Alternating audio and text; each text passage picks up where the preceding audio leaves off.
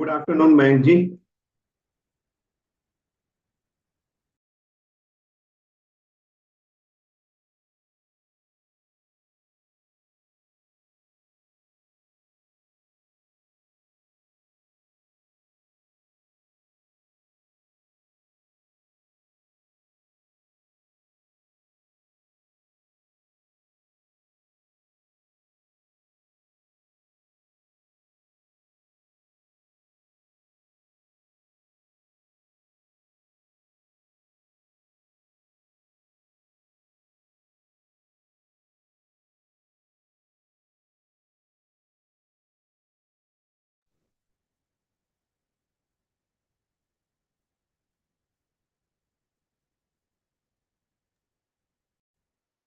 नमस्कार sir.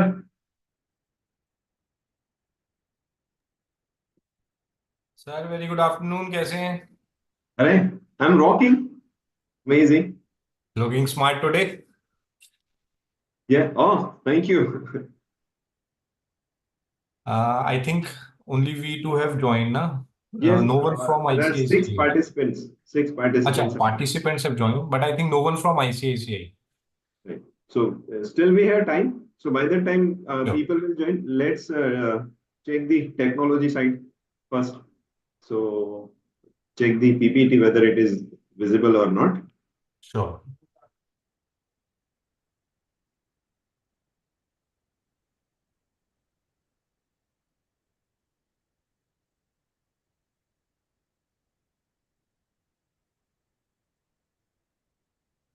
Hope it's visible, sir. Yes sir, visible. Moving. Done. Okay. As of now, I'll stop sharing. So, right. And I'm here only. So I schedule 3 o'clock or maybe 1 or 2 minutes here and there. We can start. Sure sure. Right, sir? Okay. Thank you sir.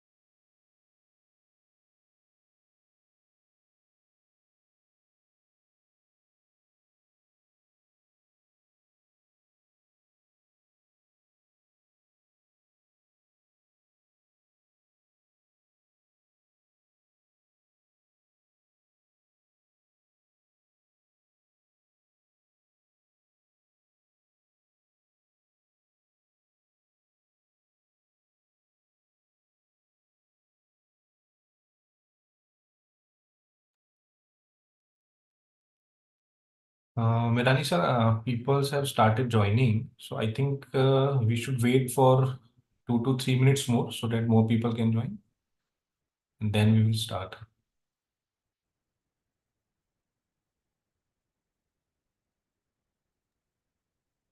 Yes, sir.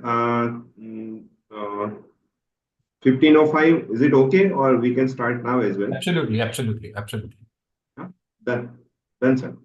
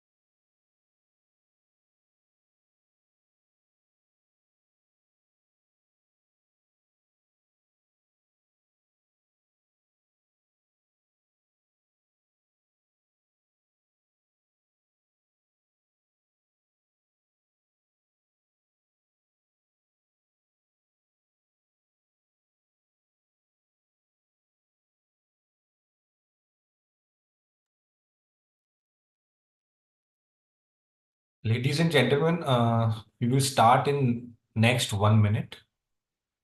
Thanks for your kind patience.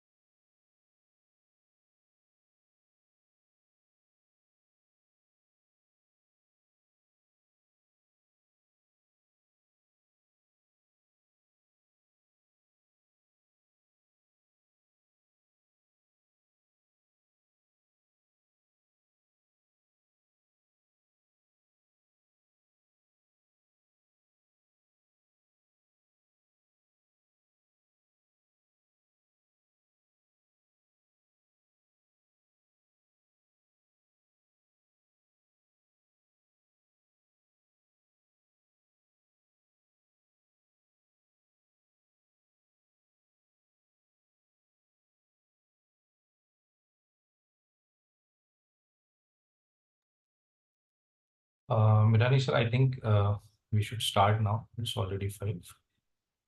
So let the others join as per their ease. So, ladies and gentlemen, very good afternoon to all of you. I am Mayank Sharma, Joint Director, SCPC, and today, with immense pleasure and gratitude, I would like to welcome you all. And as we gather here today to embark on a journey of learning, growth, and collaboration on behalf of SCPC, I once again extend a warm welcome to each one of you for this webinar on emerging opportunities in Africa for services exporters. Today, again, we are immensely honored to have Mr. Anand Mirani ji as our main speaker.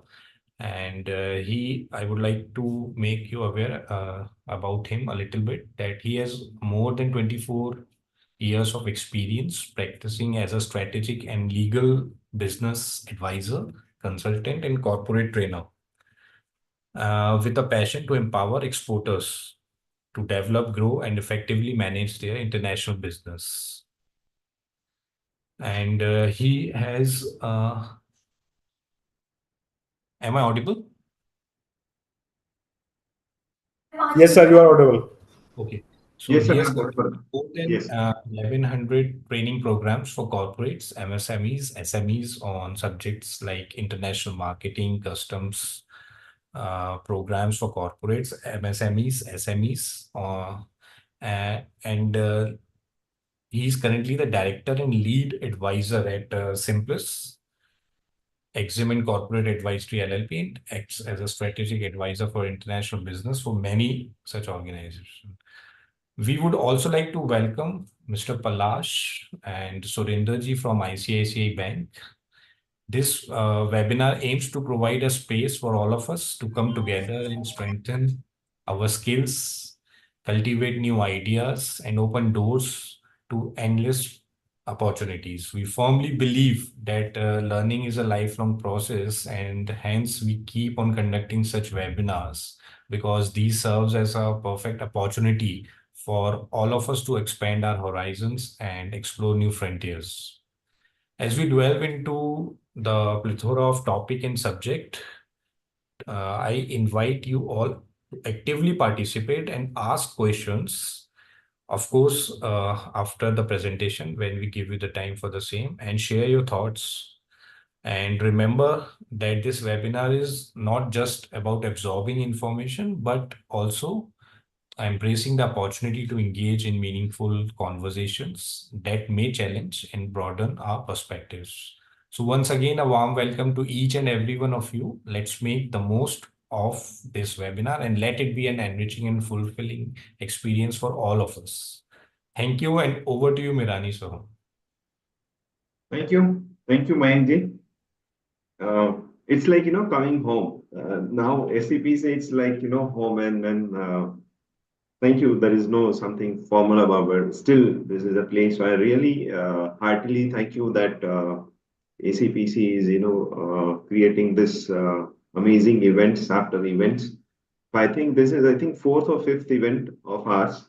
Absolutely. So really amazed with the pace, and really thank you ICICI Bank for this opportunity for sharing some experience. And also welcome Surender ji from ICICI Bank. And last not the least, but the center of attraction of this program, and that is all the participants. Without you, this program is really not possible. And I heartily appreciate your energy for the learning. So really appreciate this, and it's my commitment that I'll definitely give my 100% to this process. And yes, at the end of the process, I'll be sharing this PPT to Mayank ji and ICICI Bank. So need not to take any screenshot or something. So yes, and at the end of the process, we'll have a Q&A. So definitely we can discuss on the different parts, right? Just as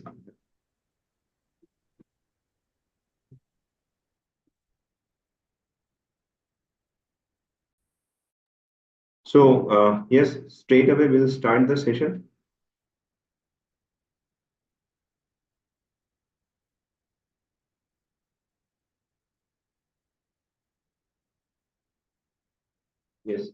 Yes, if the screen is visible, Mayank, you can raise the hand.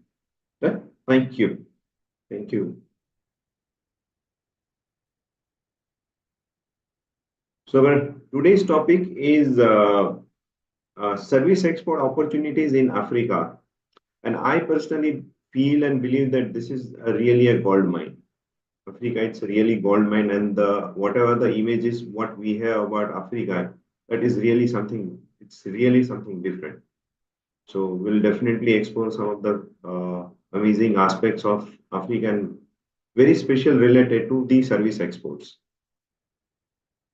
So just let's anyway, I'm not fond of statistics only, but yes, we surely look into it. So in spite of all these challenges and the global challenges, geopolitical challenges, war and everything, Red Sea crisis we have seen, and multiple other things. Though it is not directly related to the service export, but yes, economies is really difficult. They are facing something. In spite of everything, in this year, service export, they grew by almost you can say 9% or 8.9% in 2023, and the major contribution that is travel services. So in spite of all the challenges and disruptions, people choose to travel. On the other side, yes, it's not everything is goody goody or everything it's right or any other thing. On the other side, transport sector definitely yes, most disrupted and disturbed, and they have a negative growth of 12%. So this is 7.9 trillion. It's a total industry size. Now let's discuss and let's quickly overview about the service exports. Who are the top players in this game? Who is this top player? So top service export countries, that is top five in developed countries. So now there is a two part. One is the developed country and there is developing country. So in developed country, these are the five uh, countries: US, UK, Germany, Ireland, and France. And top developing country: China, India, Singapore, Turkey, and Hong Kong. India is just next to the China, and you can see the difference is not that much. And if we consider on the other side, India is the seventh largest service exporter in the world. So we definitely, feel proud about it, and definitely, going in a pace it will definitely grow a step by step. Now, if we consider on the other side, if we consider about the export side, who are the top importer and why we are discussing top importers? Because those are our market as well, and where India is stand for the same as well. So if top five service exporting country, that too also especially developed country, again US, Germany, UK, Ireland, and France. So those are the countries, they are the top importer of the service importing countries. And again, in that category of developing part, that is China, Singapore, and India. So if we consider on the importing side, India is on the ninth largest side of this dimensions. Now, if we see this, there is a global uncertainty. There is, as we discuss about many other challenges with respect to international business, global trade, and multiple other aspects, right? So there is a huge disturbance in the economical part. In spite of all the challenges, Indian service sector export grew 11.4%. And especially in this calendar year, January to December, grew by 11%, 345 billion. Service sector imports in 2024 in the financial year, that is 177.56 million imports. I'm talking about the service imports. See, seventh largest service exporter globally and second among the developing countries. Those are the statistics. Just for the information, where is China? Anyway, I am really not interested, but still, where is China? So China's service export declined by 10.1%. So there is a real huge gap, and there is a real good opportunity for Indian service exporters where China is losing their game, losing their battle, losing their field, and Indian service exporters, you have all the places to go. There are many interpretations you can take from the statistics, but I consider this very single thing, that is there is a huge potential for the service export from India.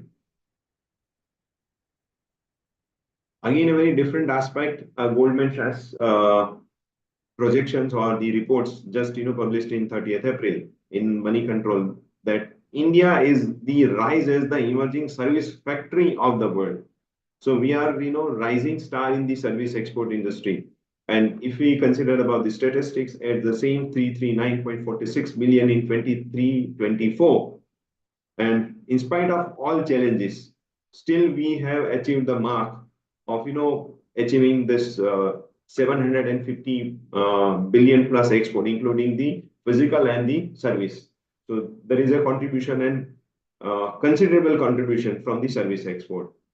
And there is also a potential of 800 billion or near to 1 trillion exports, service export by 2030. So again, in the all terms, there is a huge potential, there is a huge scope, there is a huge opportunities are there in this industry. Now, before we go to the this part of let me give you a very quick part of this key knowledge area, that is foreign trade policy. And every time if I'm taking this session, I'll definitely talk this about this is a 5 key element of the international business, that is foreign trade policy. Second is customs. Third one is logistics. Exchange control regulations, and FEMA will definitely go into details, and that is related to your banking partner side and the risk management. These are the 5 key elements of the international business, and my sincere request to all of you, though you feel that you are into service expert, then why you need to explore this foreign trade policy and customs? Because anyway, customs is not related to the service export, but to perform or to give any of the services, maybe for your domestic or maybe for your exports, you may need some equipment, you may need some machinery, you may need some technological equipments. And for importing those equipments, you may need this beautiful solutions of any of these 5 elements. My sincere request to all of you that please go and visit DGFT website, Director General Foreign Trade website. Go there and download Chapter 1A and Chapter 1B of Foreign Trade Policy, and the same chapter of Handbook of Procedure. I repeat, please download, go to DGFT website, Director General Foreign Trade. Please download Chapter 1A and Chapter 1B of Foreign Trade Policy and Chapter 2 and same chapter of Handbook of Procedure. There are amazing solutions related to your international business journey. Customs, there are multiple other solutions. You can import many other things, your equipments and anything, your consumable, maybe it's needed for your international services. There is solutions are there. We'll definitely touch upon on this as well. So please look into that as well. Exchange control regulations, your banking partners, they are whatever they are asking, whatever they are doing, that is just based on the FEMA regulations. Please go to Reserve Bank of website. That website is revamped and redesigned. Again, it's amazing. Visit there and download master direction. There are 2 master directions. Please download that master directions. First, that is master direction of exports of goods and services, and master direction of imports of goods and services. Those are the 2 really critical and important documents, and we'll be definitely discussing on one document, that is master direction of exports. There are amazing solutions related to that, very specific. Whenever you are doing some service export and there is a projects related to that projects. So there is an A14, Para A14 or A14 is that is related to project export and service exports. Please read it. Very small paras are there. That will be really helpful. Second, for your service exporting solutions, you may be needing some offices set up, or maybe you need some arrangement of buying some equipments or assets or something. In that condition, there is a solution that is there in C6, section C06, that is setting up an office abroad and acquisition of immovable properties. So these are the two very precise related to your aspect, and that is there in the master direction of exports of goods and services. Logistics, anyway, it is not a part of your risk management. Definitely, it's there whenever you are dealing and whenever you are dealing with any of the exporters for your service products as well. Be very careful and protect your business interests by you can having your business contract in line and maybe other aspect that is there. These are the 5 key elements that makes the international business complete. There is 227 politically recognized countries are there in the world. And why I'm discussing this? Because those are your target market and we definitely look into it. So what are our target market? So our target market is not 227. I'm well, okay and comfortable if you target 227. But we have a diplomatic relationship with 201 countries.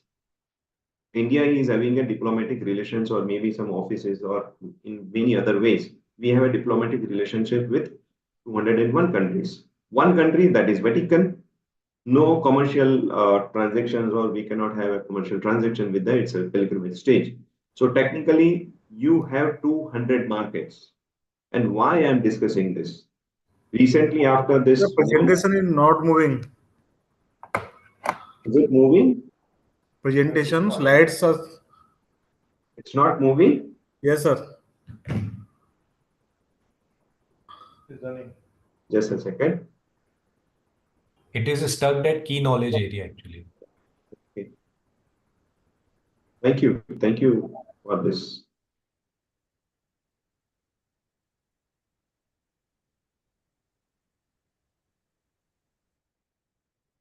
Now it's there. Yes, there is an indication. Sorry, now I observe it.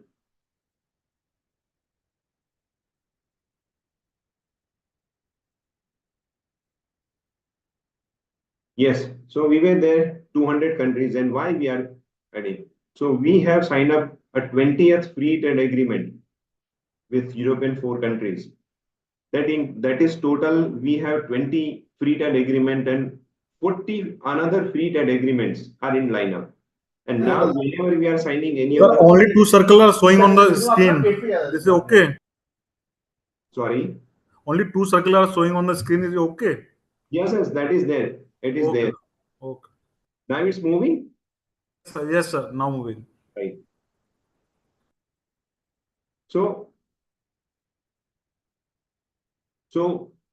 total 40 plus free trade agreements are in discussion and in line. Maybe and at any point of time we have a maybe disclosure of the UK India free trade agreement and many other free trade agreements are in the line, and that is going to play a really game changing.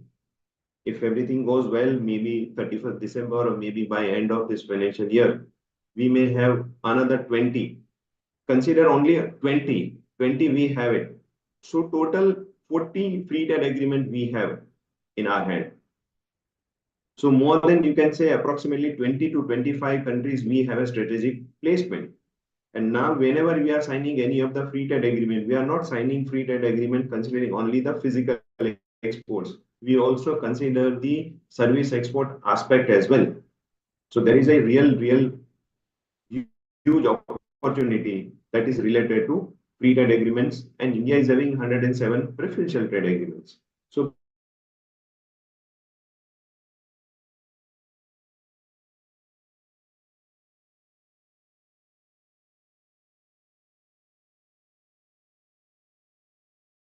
imports related to, so definitely they can put to the concerned authorities. Now, today's topic, that is Africa. It's an amazing, beautiful, and full of opportunity of 54 countries of Africa. Just for your reference, I quickly go through this, the 54 country flags and the details. There are so many names that may not be able, may not be able to pronounce it properly.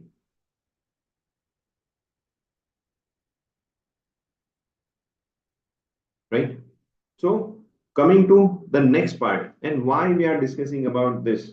So before going to that, let's discuss about we have discussed about the foreign trade policy. And there is a chapter 11 of the foreign trade policy that is all about the definitions. And there are total 63 definitions in this foreign trade policy. And the one of the important for us, and that is the definition of 11.51, that is services. So what do you mean by services? So many of the time we feel that services means that is not a, or it's not a tangible, or we cannot feel it, or many other things. But yes, that is not true. In international business, whatever you do, or please make sure that in international business, whenever you take any of the decision, please take the decision on the basis of the definition, not just on the basis of the descriptions. So what is the definition of the services? So services include all tradable services covered under General Agreement on Trade in Services, GATS, and earning free foreign exchange. There is a different light of font, and there is a question we'll definitely discuss.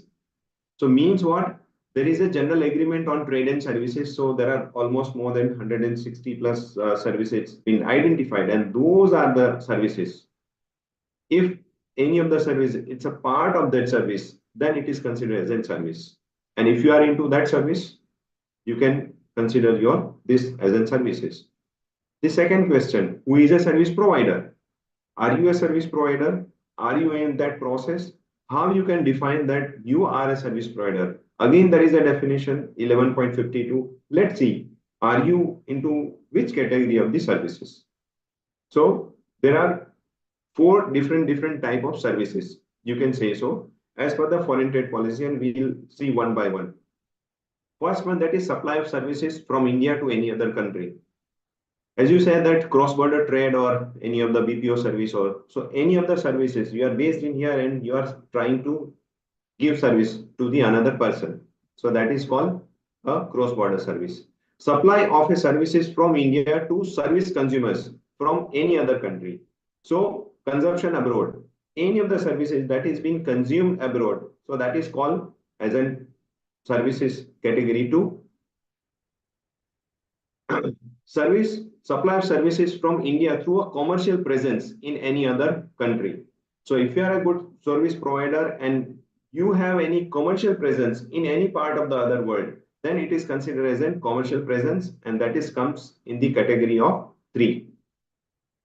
And the fourth one, that is if you have any IT company and you have some presence there, and that is the condition. The fourth condition, supply of a service from India through a presence of a natural person in any other country. So in maybe you are providing a installation services for your product, or maybe you are into these software services and providing any of the services related to software. So that is a part of this category. Any of the foreigner, they are coming to India and utilizing these services, hotel and hospitality services, hospital services, medical services.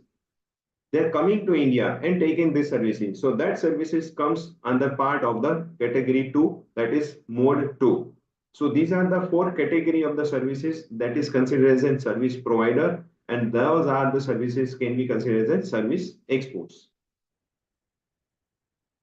Now, if you are a physical export, if you are exporting any of the products or goods or any of the softwares, then there is a specific provisions, conditions as per the foreign trade policy, as per the custom guidelines. But what are the conditions and what are your compliance responsibilities if you are a service provider? So there is para B.7 service of exports. It's very specific, or the master direction of exports. I'm just reading as it is. It is a clarified that in respect of exports of services to which none of the forms specified in the regulations of apply, the exporter may export such services without furnishing any declaration, but shall be liable to realize the amount of foreign exchange, which becomes due or accrued on account of such export, and the repatriate the same to India in accordance with the provision of the Act and these regulations, as also other rules and regulations made under the Act. So what is the meaning of it? as discussed, as informed that if you are a physical exporter, if you are a product exporter, then you EDF form is there, and as per the form, it is your duty to get the payment back to India. But yes, there is a form. If you are a software exporter, there is a software form is there. But if you are a and service exporter, so there is no form, there is no structure, there is no regulations on this. But yes, it is your duty to get the fund back to India, right? So this is related to that. Just we discuss about the free foreign exchange, the definition related to the services. So why I have mentioned this free foreign exchange? So let me discuss right away. I was planning to discuss on the later part. So if you are providing any services and if you are earning free foreign exchange, means there is a freely convertible currencies as per defined by the Reserve Bank of India, 21 freely convertible currency. And if you are exporting any services and if you are getting payment in freely convertible currency, so that is considered as an exports. But after 11th of July 2021, there is a change in the Reserve Bank of guideline, and we'll be definitely discussing on this. If you are exporting any of the product and if the payment realization that is there in the Indian currency as well, that is also considered as an export. So in the physical part, this is being decided, this is being clarified that if you are exporting and if you are earning in the Indian currency, that is also considered as an export. But the same definition is not being corrected in the service part. So there is some gray area with related to this definition. So this is just for your information. Now, moving ahead with the Africa. Why we discuss about the Africa? So anyway, everybody knows about the statistics and many other elements, but let quickly discuss about it.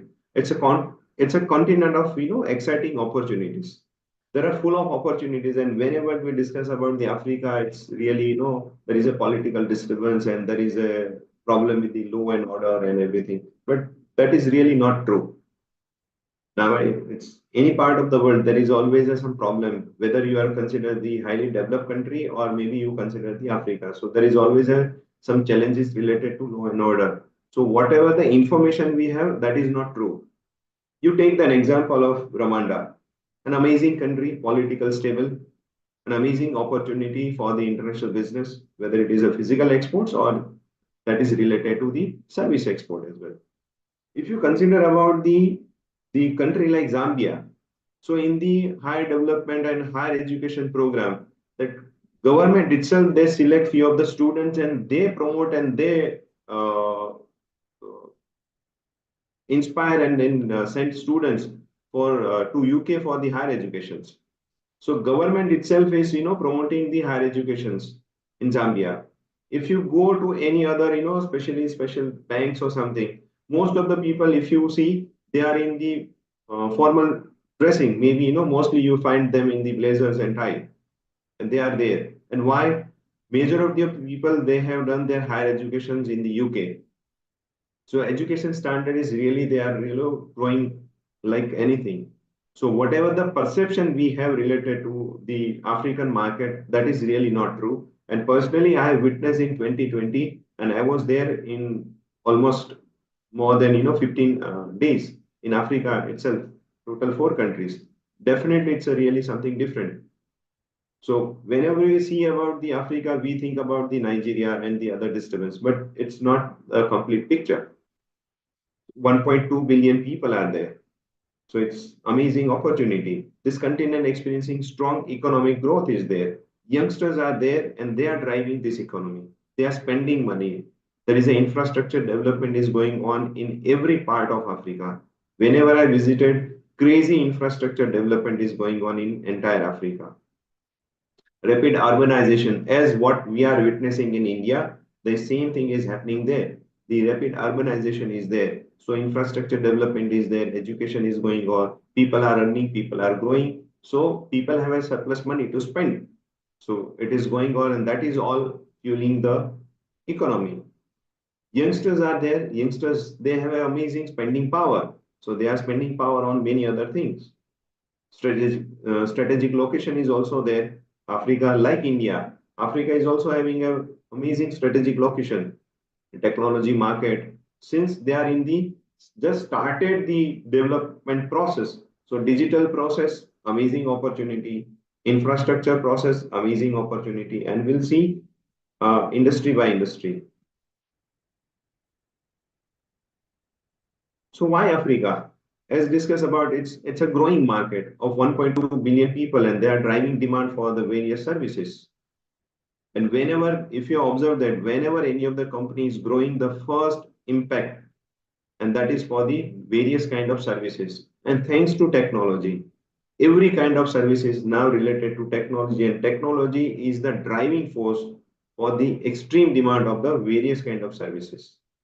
Economic growth, rapid GDP, stable, and many of the African countries are really growing like anything. So again, any of the countries, if they are growing, the service demand is always there. As we witness in India itself, whatever the manufacturing index and manufacturing index is going, the service index is definitely higher than the manufacturing growth. Urbanization, as discussed, the urbanization is, and because of this, the creating demand on the construction, IT, logistics services, it's amazing. Need not to mention Africa, amazing opportunity of the natural resources, and that makes another adding fuel of the Africa as a global opportunity of the market. Discuss about the locations, cost efficiency compared to other part of the world. Yes, they have the a comparatively lower cost effective, or the cost the labor side, it's really cost effective, so people can definitely leverage the solutions. Multilingual workforce compared to other part, yes, definitely you will find some multilingual workforce. English is nowadays not a big challenge, because many of the government itself, they are promoting English language, and they have some shortage of the English teachers, so they promote the how they are supporting their youngsters to understand the language. And majority youngsters, their higher education is there outside Africa, so language is not an issue. Almost each and every youngsters you met, they are speaking almost more than 3 to 4 different languages. Less saturated market. If we discuss about some of the market like US, Germany, or some part of the other part, the other Southeast East countries, Africa, it's not saturated. On the contrary, it's not saturated. The journey is just started. So there is a huge untapped potential in this market. Security service in demand. So yes, home security and related IT services, then it's an amazing opportunity. So infrastructure deficiency is there. Yes, people are there. People are moving to the urbanization is happening. So inadequate transport system is there. Energy consumption will be there. Communication demand will be there. Mobile consumption will be there. Data consumption will be there. And all this makes the different kind of deficiency is there. And that makes this important. Yes, what are the challenges and what are the opportunities? So regulatory and compliance issue, it is always there. In every part of the world, there is some issues and challenges, that is the diverse and complex regulations across the country. So definitely some challenges there. But anyway, here in India also, we are managing with some regulations and everything. So definitely that should not be the big challenge. Political and economic instability, yes. Specific countries are there. There is some political disturbance, instability is there. So if you remove maybe 10 to 15 countries out of this entire bunch of 54, still you have more than 30 to 40 countries, 30 to 40 countries are there. There is a huge potential for the opportunity. Language and multi-language cultural differences. But yes, on the one side, it is a challenge. On the other side, it's an opportunity. So whatever we are seeing as an challenges, we can definitely convert into the opportunity side. Banking and financial infrastructure limited, yes. Again, it's a limitation. Again, it's a challenging. But whosoever in the services related to banking and financial, insurance is there, or in general insurance or many other things. There is a huge scope in this particular industry. So banking and IT sector, a huge scope. Logistics challenge, yes, logistics is a challenge as they are in the growing phase. So there is a poor logistic, yes, transportation, it's a real challenge. But yes, again, there is a potential for the growth. Security, crime, terrorism. So if we discuss about the opportunity, there is always a challenge related to that. So crime, terrorism, and regional conflicts, definitely there. So if we navigate and if we try to plan our business strategy according to that, so each and every challenges, there is an opportunity for the business. Corruption and governance, yes, comparatively it is there, but yes, we need to learn and we need to how we can navigate through these challenges. Weak governance is there, it's a matter of concern, but if we try and work hard, definitely there is an opportunity. And it is my personal experience that if you work in a proper way, this corruption and governance will not going to hamper your business. And this is my personal experience specific to Africa. Environmental challenges, climate change, water scarcity, environment degradation is there. Yes, so there is a huge exploitation of their environmental strength. So there is a, again, on the other side, there is a problem, there is a challenge related to this. So if you are into this climate control or the waste management or many other things, there could be a possibility of some opportunity related to this industry. Skill gap, shortage of the skilled professional. Again, if you are into the training, coaching, and consulting, there is a huge gap into this. Why I am discussing about the limitations. Each and every limitations there is an opportunity. So if you are into this the skill development segment, there is an opportunity into this. If you are into the management consulting, there is a potential and there is a possibility of development and growth. Market, yes, the another challenge that is market is fragmented. So varying levels of market and developing across the country. So just need to navigate. Maybe the one market and one country of international business may not give you the same opportunity for the same product in the same services. Maybe you have to tweak, maybe you have to change your services according to the market. Though the distance is not hardly more than 1,000 kilometer, 12,000, 1,500 kilometer, but you may need to change the services and the package of the services.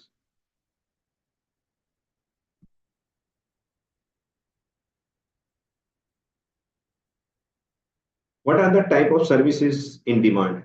Let's take a quick look into it.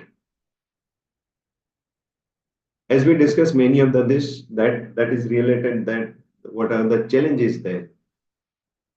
The very first, and that is information technology, IT services. So digital infrastructure, IT infrastructure development, it's an amazing opportunity there. Anyway, India is very much known for this, and majority of our service sectors exports the bunch of the volume that is coming from this IT services.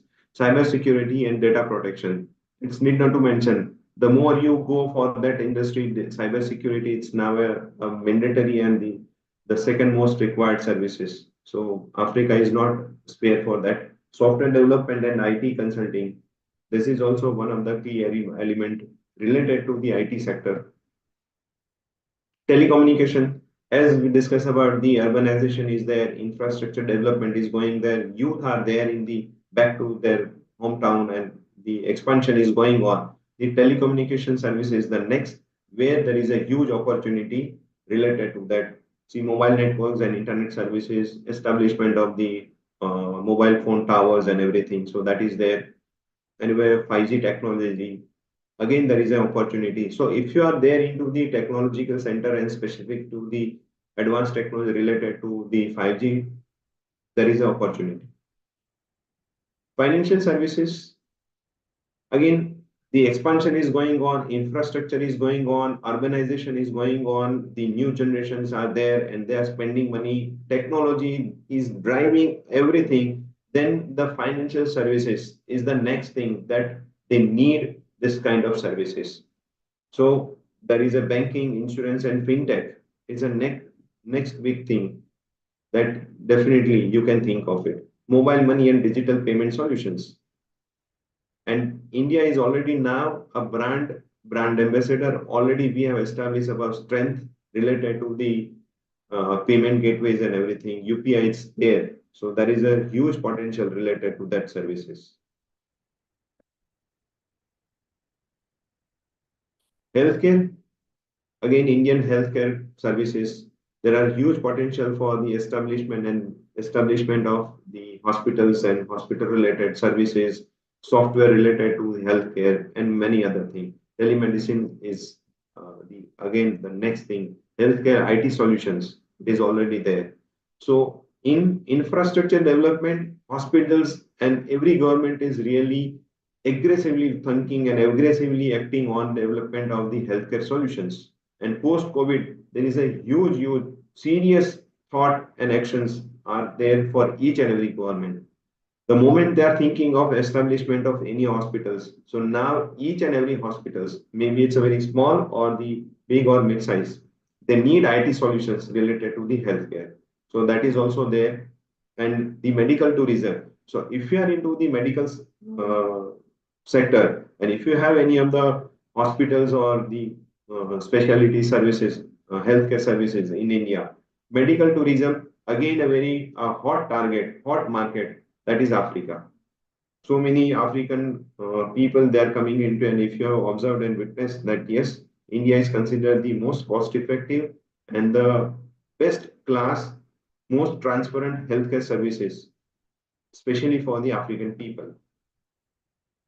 Again, infrastructure and development, it is all there. Urban planning, smart cities, construction management, the electric poles and the lighting, LED lighting, solar lightings, and whatnot. Everything related to the infrastructure, railway track establishment, ports, airports, bus ports, everything it is there, and there is an opportunity related to infrastructure, renewable energy projects.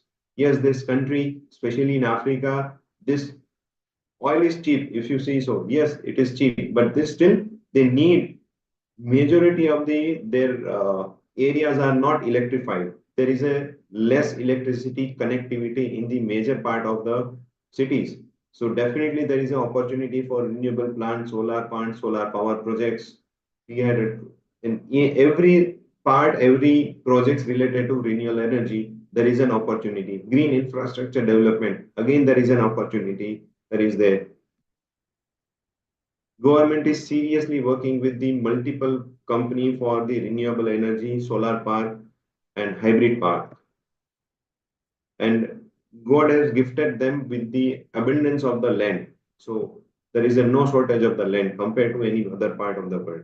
Business process outsourcing, customer support, contact centers and everything, need not to mention, data processing and back office operations.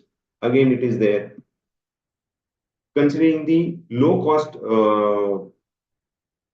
resources or the people are there. So there is a huge process, huge opportunity for establishment of the BPO services in the Africa. Education services, yes, people are there really interested that their kids and their next generation go for the higher education. So higher education, e-learning, again, it's a good opportunity for any of the educational expert if they are there in the higher education, management consulting, training, coaching. It's a big industry there. Vocational training, again, it's a good industry.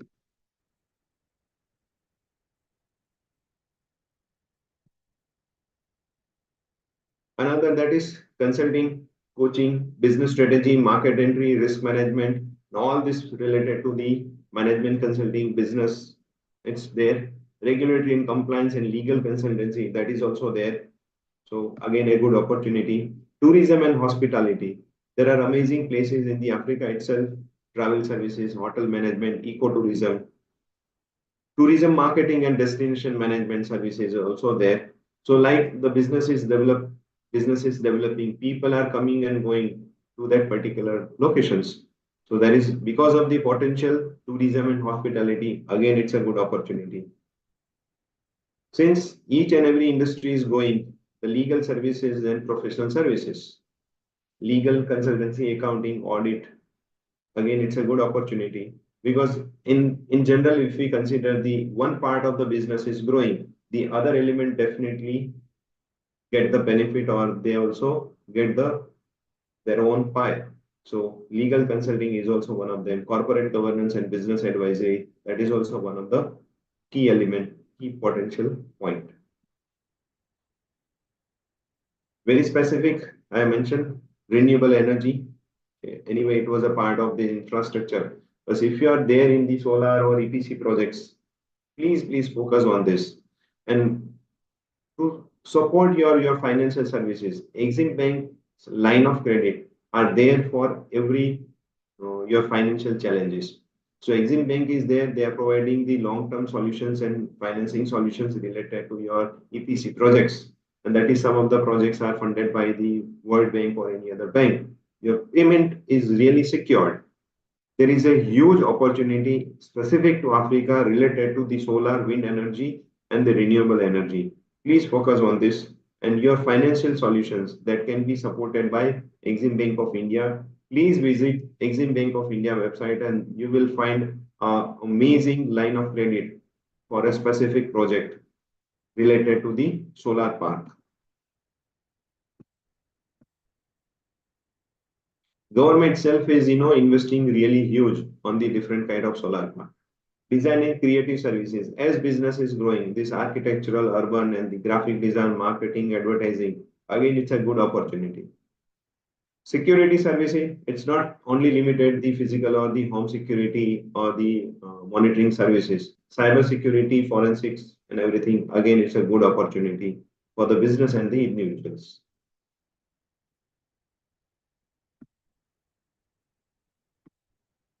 Master direction effort, we discuss about that. Let's quickly go through this. What do you mean by master directions? ये master direction क्या है? So it's a regulatory framework designed by the Reserve Bank of India. They have designed it under the Foreign Exchange Management Act. So Foreign Exchange Management Act and the Reserve Bank of India is the issuing or the monitoring agency that they their directions and authorization. They provide this directive to the banks. So now if you feel that your bank is pushing you for some of the documents and following you for some documents, it is not them. They are following the foreign exchange management guidelines laid by the Reserve Bank of India. There are some of the general provisions and the other information there. As we discuss about the EDF and SOFTEC procedures, is there? Maybe for your academic information, it is there. So there are some Part C, there is obligations to authorize dealers. As mentioned that your bank is following up you with some conditions or with some compliances. So they are following some of the compliances as led by the Reserve Bank of India. Whatever your remittance and that you are getting some funds in your account that is being monitored by the Reserve Bank of India. At the same time, whatever the payments you are sending out, so that is also being monitored. So that is covered in the master direction of imports.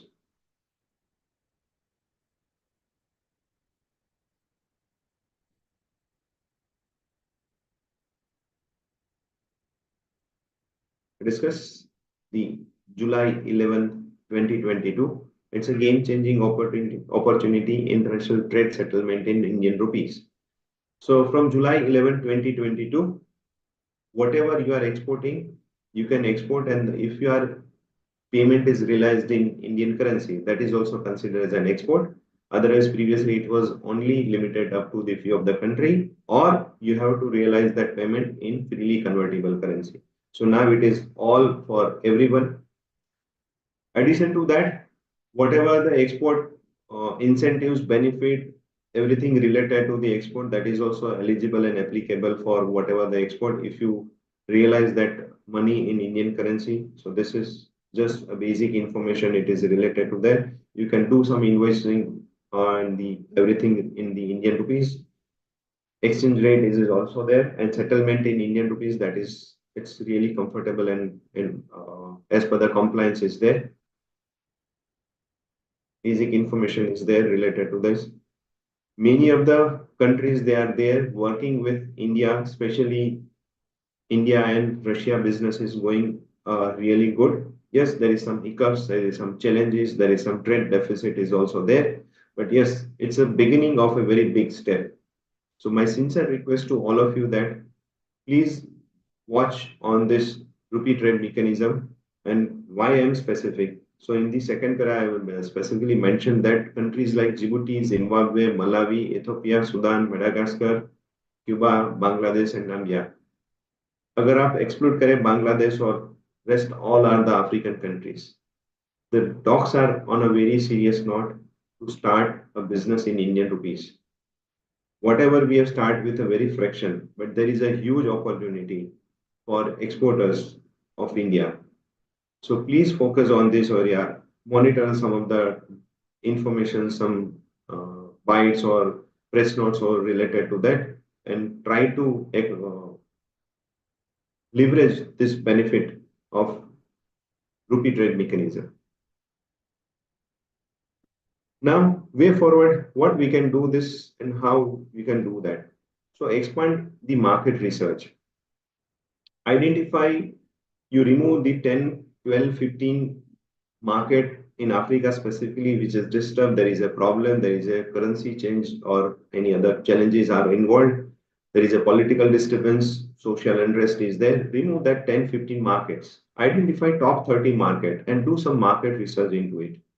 You can also approach to embassies related to your target market of your services, approach them and take and ask for help. And they will definitely give you some resources, information, client details, or many other information, what exactly you are looking for. And they will definitely give you some information related to whatever the market you are looking for, market research, data, or potential clients. If it is really possible, in some of the cases, if you are into the legal advisory or any other accounting possibility, accounting services, try to build a local partnership. So if you have a local partnership, you will have a better understanding related to the compliances and everything. So that is also there. Try to leverage the digital platforms. LinkedIn is an amazing digital platform. Try to leverage, try to build connections, try to build relationship with the proposed client or proposed partners or associates or any other person and leverage this. It's a really an amazing tool. Leverage this. Invest in training. So as you are spending your time and energy right now investing in some training. So invest in some training. Try to understand their compliances, their legal aspects, or their need related to the particular industry. And that is really going to help you to untap the amazing potentials. Customized services. Though there are some of the countries, they are very smaller than any of the part or town or maybe some state of India. The moment and countries change, you may have to design or you may have to design the services or you have to redesign the services. Especially it is precisely we can say you have to customize the services. Please do that. Need not to mention you are doing it. Please customize the services and there is an opportunity. Focus on the high demand sectors. So what are the sectors you are into that your business? So you definitely can understand if this is going on. These are the high product. These are the point where people really need services sectors. Ensure the regulatory compliances. In any of the market, when you are entering, please make sure that you follow some of the compliance related to particular market.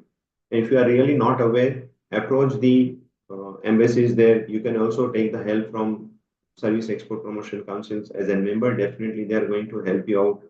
And on a periodical buyer-seller meet or the visit to a particular market, they are definitely providing some solutions related to regulatory compliances. Promote the cultural understanding. Need not to mention whenever you are going there in the different market, understand about their cultural aspect. Competitive pricing, understand, and during your research, you definitely find some of the options, you may have some evaluations and understanding related to your offering. So design your offering in such a way in a different packages so that your offering would be really competitive. So definitely there would be a possibility. Ensures the quality and reliability, innovate and add on. during this process of your research and in discussion with the different people and in the various exhibitions, buyer seller meet and everything, try to understand their quality requirements and what are they really needed, and according to that try to adapt and try to redesign the product and services and maintain the quality standards and parameters related to it, and engage in the trade missions. As mentioned that there is a different trade missions and buyer seller meets are there. So it is possible.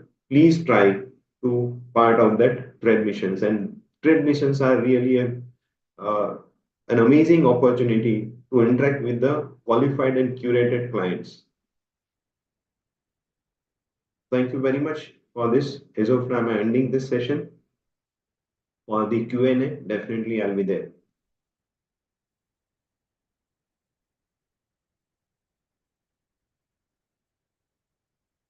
So Okay, over to so- you, Mahenji. Is anyone coming forward from ICICI? Or shall we jump to the Q&A session? Yeah. Hi, this is Surendra Bhardwaj from ICICI Bank. Okay, sir. Yeah, please. So we'll be presenting the trade propositions by ICICI Bank.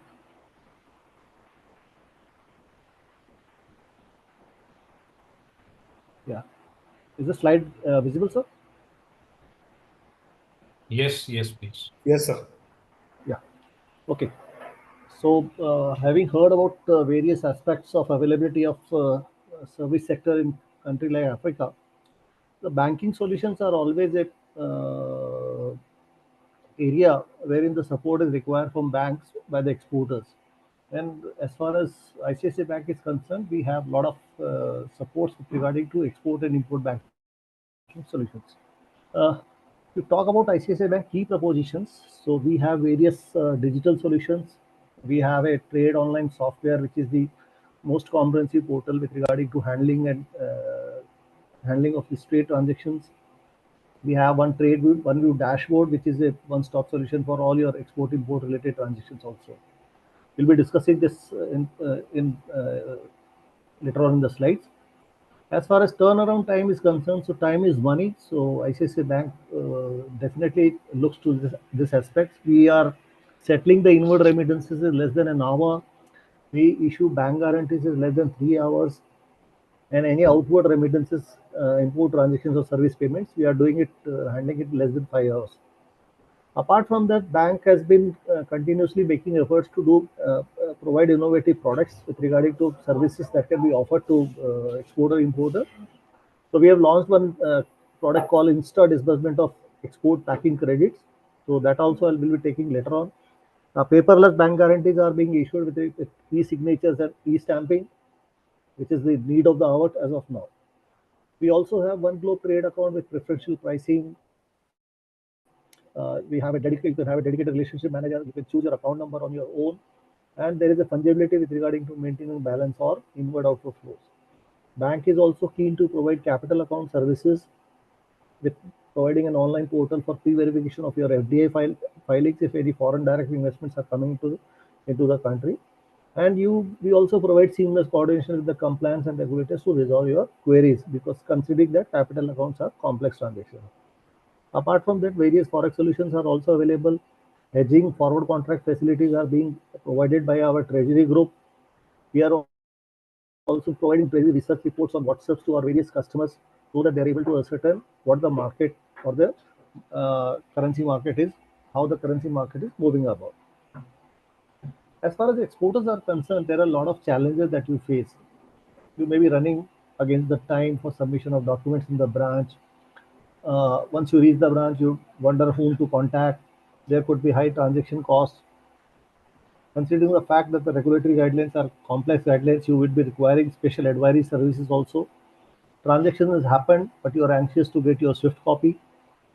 And considering the fact that you are doing a lot of trade transactions, both import and export, what is the compliance support bank can give you with regarding to regulation of your pendencies, or are providing a data where you are aware that what are all the pendencies are there for your accounts.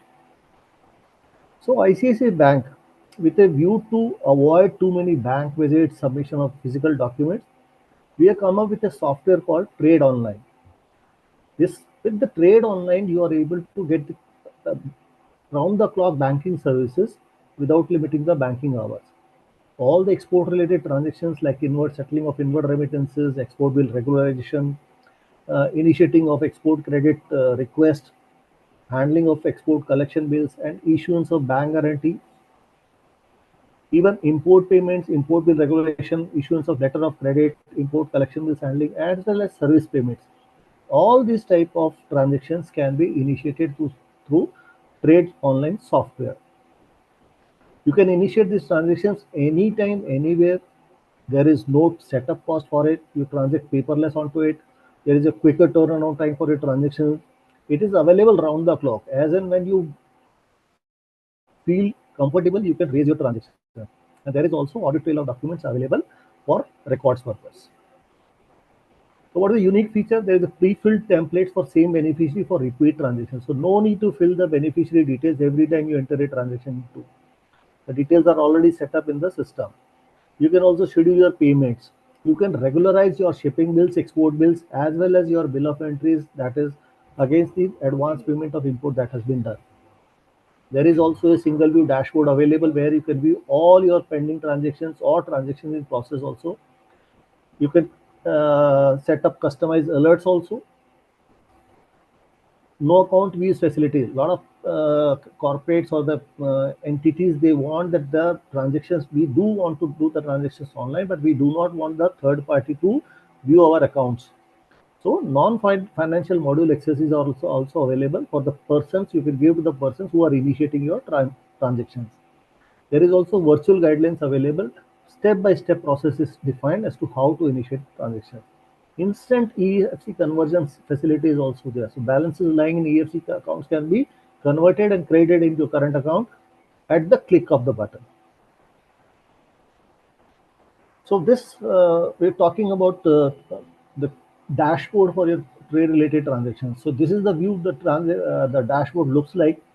You can see which are all the transactions which are waiting action. If there is any inward remittance which has not been settled, you can view that. If there is any import bill that is received, your acceptance is not given or payment is still pending, you can view that. What are the transactions in process, you can see. You can also generate your advices. You can also generate the SWIFT messages against with the transaction against which the payment has gone. Apart from that, your export transactions like shipping bills have been generated but not submitted to the bank. Advance payment is received but you have not regularized the shipping bill. Advance import payment details, bill of entry submission is pending, or the bill of entry is received that the payment is pending. All these transaction details are available for your account on this screen of dashboard that we have. We call it as Trade OneView dashboard. You can also monitor your due dates and your outstanding share. And due date monitoring could be of export packing credit, your bank guarantees issued, letter of credit issued, or any tracks which are pending with where submission of export order is pending. So all these things can be monitored and you have a consolidated data available to you. No need to approach the branch or ask the bank staff to every time to provide what are the pendencies. So with a quick turnaround time, you save time, which is money, as already said. Instant EFC conversion we are giving. Inward remittance you can settle less than an hour. Bank guarantee gets issued in less than 3 hours. Less than 5 hours, the outward remittance gets settled, including SWIFT message generation. And we have also come up with instant disbursement of your packing credit if you are enjoying working capital export trade limits with the bank. All the inward remittances can be settled through corporate internet banking as well as the InstaBase software that we have. You can select the purpose code of the remittance, you can book rate, and you can receive the credits instantly. Similarly, you can get the amounts credited into EFC accounts, or you can get the balances lying in the EFC account get converted instantly. We also have trade-specific current accounts for our exporter-importer clients. The reason being that the business profit margins are getting lower and lower, and the exporter and importer community wants to save the charges as much as possible. So we have one globe trade account for our exporter-importer customers with a preferential pricing. You can choose your own account number, and dedicated relationship manager is also available. And there is a fungibility with regarding to how much MAB or the monthly average balance you can maintain, or what is the inflow outflow of foreign currency that you can do. So there are three variants: trade basic, trade gold, and trade platinum, according to the volume of the business. We also open exchange earners foreign currency accounts, which is available in 24 currencies, which will safeguard against any exchange rate movements. And there is a mandatory conversion on the last day of the month on the next calendar month. Similarly, for SEZ units, there is a facility of opening a special foreign currency account, which is available in 18 currencies. This is particularly for SEZ units only. But yes, here that mandatory conversion at the month end is not applicable. So this is the opportunity. For customers who are dealing or trading in diamonds or precious jewelry reference, you can have a diamond dollar account. This is available in USD only. And here you can also make repayment of USD loans available from banks from DD accounts. And local sales, or if you are doing of any diamonds or precious jewelry stones, payment can be done through diamond dollar account also. Bank is also keen to facilitate the business of the exporter-importer communities, and we have designed various working capital facilities according to the requirement of their business. So with quick processing and with multiple collateral options and competitive rate interest, we ensure that the best options are available to you from ICICI Bank. We have an unsecured overdraft facility. There is an instant disbursement of OD limit happens without any collateral. There is an end-to-end journey, which we call it an Insta OD Plus. We are also giving various working capital facilities against your secured collaterals also. There is digital document acquisition is there. E-signature and stamping is also provided by the bank. Various types of fund and non-funded based facilities are available to enhance your business opportunity. Overdraft and cash credit facilities are there. For exporter community, we have export credit facilities, both pre-shipment and post-shipment. In non-funded, we also provide letter of credit facilities and bank guarantees. We are also giving term loans as well as gold metal loans are also given as a working capital facility to the customers. Talking about the Insta export packing credit facility. So exporters who are having pre-shipment and post-shipment facility, they can avail this instant EPC disbursement. At the click of the button, your packing credit gets disbursed in 5 minutes and amount gets credited to your desired account.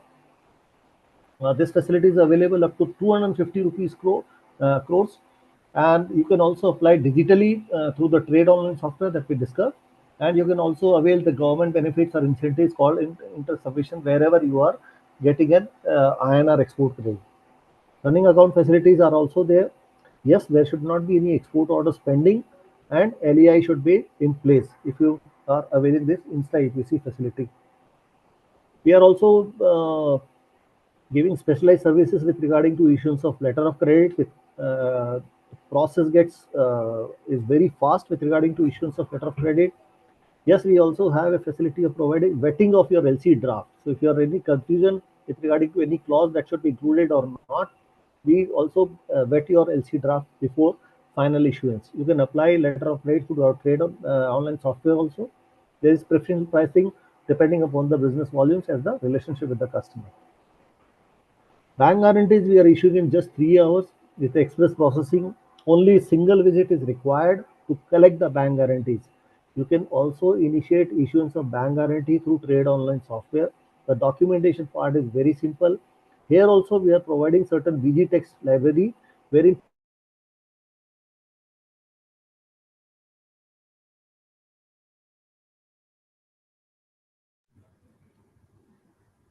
So your voice. Hello.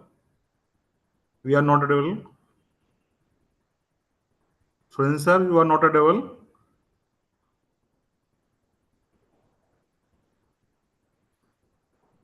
Palash, are you there? Yes, I am there, Mansha. So I think Surinder's no voice from Surinder sir's side. So You can do one thing. You can proceed with the Q&A session. sure. Then Okay. we'll take forward. Fine. Yeah, not an Fine. issue. Fine. Thank you. So what about the screen sharing? I think we need to stop that too. So no worries. Digambar, let's go ahead with the Q&A session. And those who are raising their hands or check the Q&A box, Okay. I think, Mirani sir, hope you can see the Q&A box also at your end.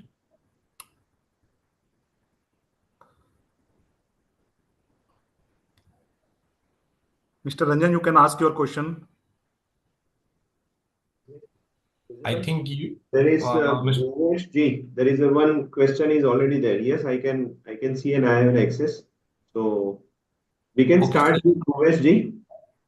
Okay. Bhuvesh G, question is if there is a cost effectiveness there, then how services from the India driven by cost arbitrage will be in demand? Cost effect and then the how services from the India.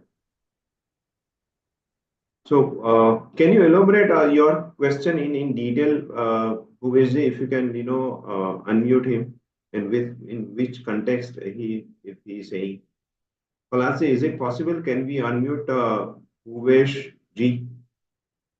Digambar, kindly please unmute Mr. Bhuvesh if he is present. Mr. Bhuvesh. Yeah, he is there. Bhuvesh ji, thank you for this question. So, if you can, elaborate in bit in what context you are saying about the costing part. Yes, sir. So my voice is audible. Yes, Yes. very much audible. Sir, my question is that basically I am a chartered accountant. So, there are services which are exported to US and Europe just because accounting services, because there is a cost arbitrage factor. Like there, the manpower is not available or costly. So these services are outsourced from India and other such countries like Philippines and all. So I am saying that in one of your slide, you said that there is that cost effectiveness in services. So I'm saying that if there is cost effectiveness there, then services like accounting and all type of similar services, how that can grow over there? So, uh, in the developed country, there is a problem with the costing or the labors or any other thing. In the developing part, with specific to Africa, there is a real shortage of the specialized knowledge and knowledge related services. So if you are your services with related the high end value or something, definitely there is a potential and there is a solution. Maybe in USA, Thank you, sir. it's entry-level accounting job is there. And maybe in Africa, because of the price arbitration, they have the entry-level manpower will automatically will there. But they will definitely look for the advanced level of solution related to accounting. And they are facing some specialized financial advisors. So both the market, personally, I consider the USA is a different market and the different demand is there and the price arbitration is there. Here, the knowledge driven services, it's more important because the similar kind of, advanced knowledge or advanced solution, if they're looking for, they definitely look for the Europe or USA and the kind of services that will be definitely costly. Okay. So I personally feel that each and every market is very unique. So if we consider the US as a market, then again, very specifically, I mentioned that we need to redesign our product, services, and packaging the whatever I am doing in USA. Very specific, it's my own personal. What are the services may be needed in Mumbai and Delhi? Maybe the town like Ahmedabad, the kind of service is not there. So I need to repackage and redesigning. The similar services may not be there. Yes. Yes. Why, Thank you, sir. personally, I feel that there is a huge potential. They are in the growth trajectory and you can help them for the growth. So they may not be needed the entry level of services, but yes, they really need the services for the trajectory shift, a transition shift. And there is a potential out there because they want to grow. Yes. Yes, sir. So my sincere request and thanks to asking this question again, I'm requesting each and every participant that please redesign your. It's like as we advise our client that you have a very country specific pricing you should be have, and the product design should be country specific. As you observe that there is a electric equipment. If you are using ThinkPad, if you observe that the ThinkPad of the US made ThinkPad for the Europe and ThinkPad for the used in India, product design is different. Likewise, service design should be different. Depends on the product, depends on the market, what exactly they are needed. So please do some research on this, and then you can definitely identify that there is a gap in the industry, and then design your services according to that, and you can offer this. And trade missions and this ACPC is regularly organizing some the mission abroad and buyer seller meets. It's an amazing opportunity to interact with the people. And on the basis of your research, on the basis of your interaction with the clients, you will definitely can redesign your services. 71 तो non member है। समझ नहीं आ रही हो हाँ तो समझ नहीं रहे मैं क्या बोल रहा उसमें हूँ मैंने फिल्टर करवाया है sir. Okay, hope I have answered your question, Bhuvesh ji.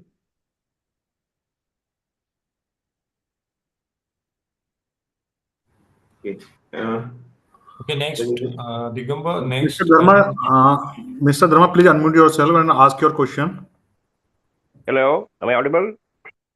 Yes. Yeah, very good presentation. Thank you, Virani sir. I've already connected with you on LinkedIn now. So I want to know actually what are the export incentives available under the FTP for services export? Unfortunately, no. Now SEI scheme is not there in existence. So Then how can this export survive? Other product manufacturing, MES is given, manufacturing, they are getting incentives, they are getting authorizations.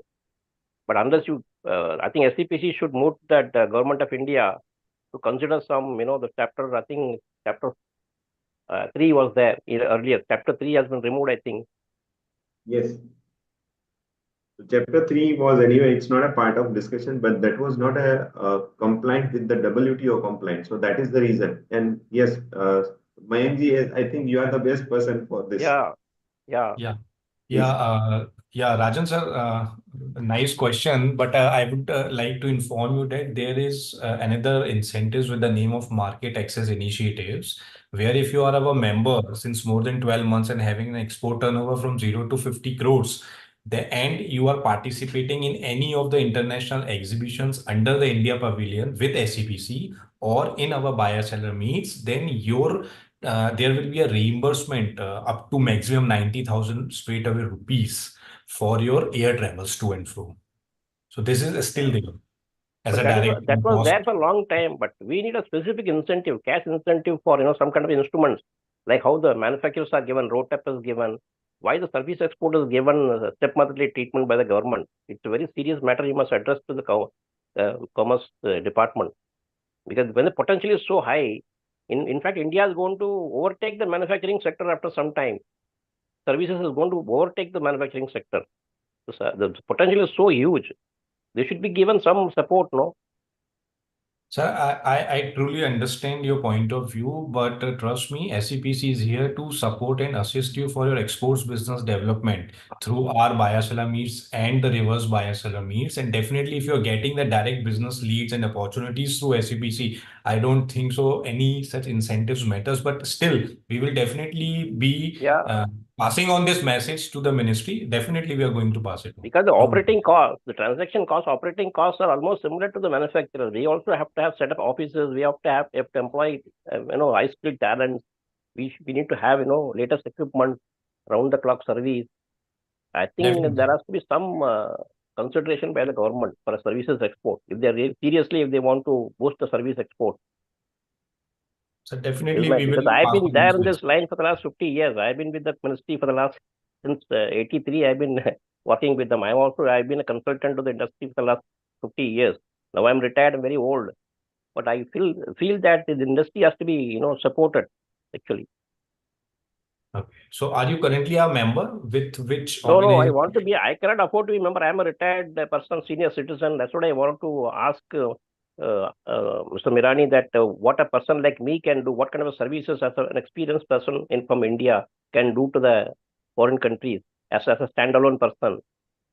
So definitely you can be a consultant whereby if you are a professional, then you can definitely give consultancy services to the different geographical regions in your expert domain.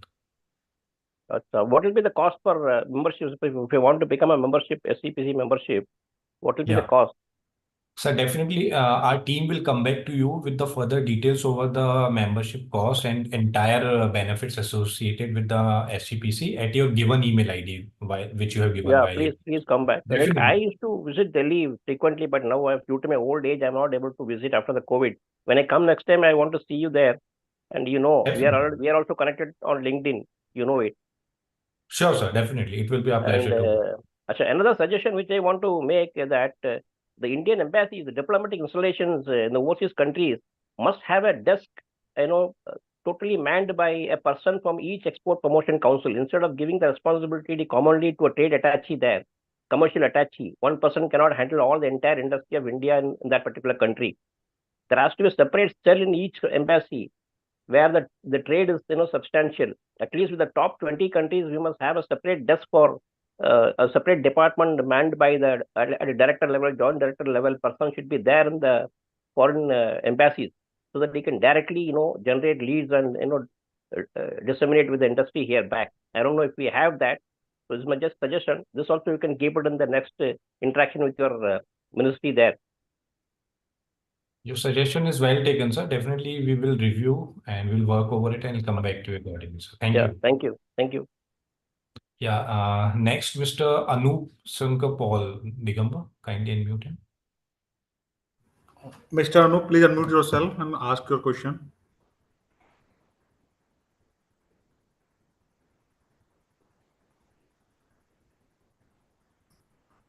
Mr. Anup? Yes, Yes, sir. Please go ahead. I am newcomer. I am an artist. I hear you. That is fine. I think I will do better for my country in current future. That's okay. Okay, thank you. Not more. Okay. Next is Mr. Mohan Narayan Swamiji. Hello. Yes. Hi. Hello, sir. Yeah. Okay. So, well, we are a travel company. We are primarily into the inbound travel industry. I run a company here called Travel Scope, and we provide customized travel experiences to travelers coming from various continents, including US, Europe, and Australia. So, Africa, while is a great destination for people traveling to the African countries, particularly for the wildlife experiences. But I was just curious to know, are there any specific countries which have a potential for, incoming into India from Africa? I guess it's still a very untapped market. Yeah, obviously, sir. I hope you are a member already. I think so. Because last year we took a business delegation to the African region where we try to cover Cairo from Egypt and Ivory Coast and Kenya and Johannesburg from South Africa. So these are the lead countries, I should say, where the potential is immense. And we try to give the opportunities to interact with the prospective buyers from your respective sectors. I see. Okay. Well, keep us on your mailing list, and anything that you can send us, or if you take any delegations again, Definitely. we'll Definitely. In fact, your own suggestions will also be welcome always, that if you would like to expand or explore any other countries, any other region, so that will also be workable from our side. Sure. All right. Thank you so much. Thank you, sir. Welcome, sir. And just Yeah, adding one thing. Neeraj Saraswat. Yes, sir. Please tell me. One thing. Nowadays, each and every traveler, they want to explore the unexplored territory, unexplored country. So maybe a default choice could be the Cairo or the Egypt or the general part, if we consider about the traveling too. But my sincere request to Mohan is that please try to explore some of the unexplored destination, and people are now really open to go for unexplored countries.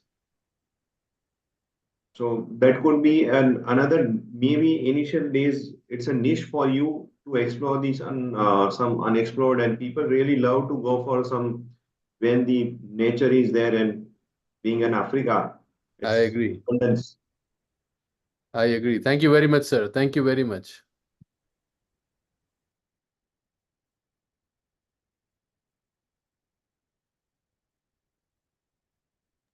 Okay, I think next is Mr. Neeraj Saraswati.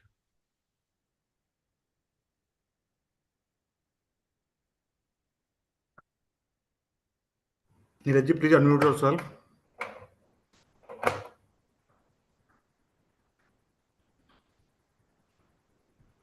Neeraj, are you there, sir?